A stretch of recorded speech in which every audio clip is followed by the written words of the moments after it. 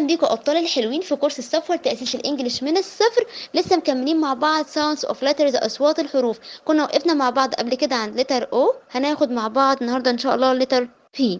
عارفين لما حد مننا يبقى عنده birthday عيد ميلاد وبنجيب شمع طبعا وبنعمل ايه؟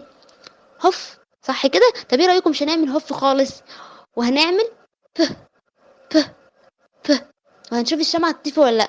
لو عندك شمعة دلوقتي قوم وقف الفيديو وجربها. اوكي، ومن هنا هنستنتج ان صوت ال P ب ب ب لازم يبقى فيه هوا طالع من بقك. اوكي، P is for pink pen. تعال نفرق بين الكلمتين دول. شايف كلمة big pig، big و pig، الكلمتين الفرق بينهم بس اللتر الاولاني. اوكي، لو انت لخبطت وعكست في الصوتين هتبقى غيرت معنى الكلمه خالص.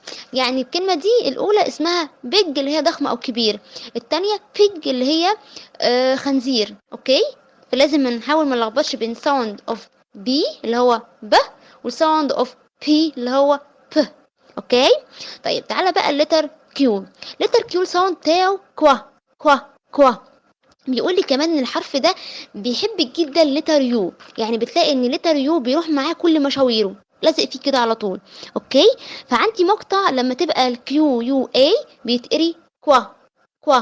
اوكي، زي كلمة كواك كواك اللي هي البطة بتقول كواك كواك. اوكي، ولما يبقى عندي الكيو يو اي او الكيو يو اي ده بيتقري كوي كوي، زي كلمة كوين كوين ملكة، أو quickly quickly اللي هي معناها بسرعة.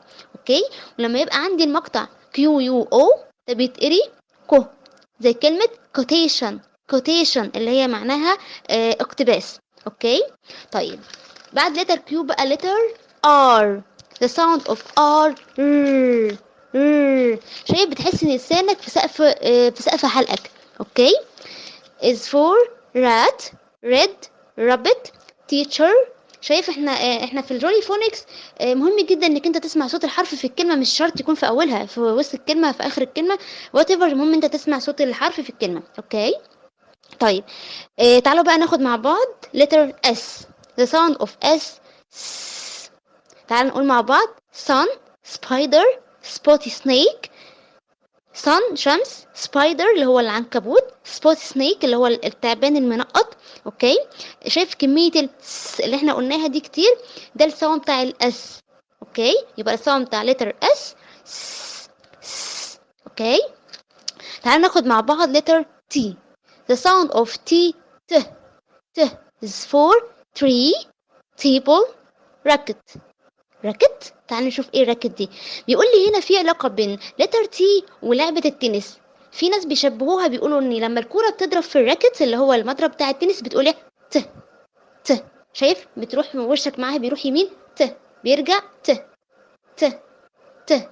اوكي، يبقى the sound of T ت. وكده خلص الفيديو بتاعنا، ويا رب تكونوا استفدتوا.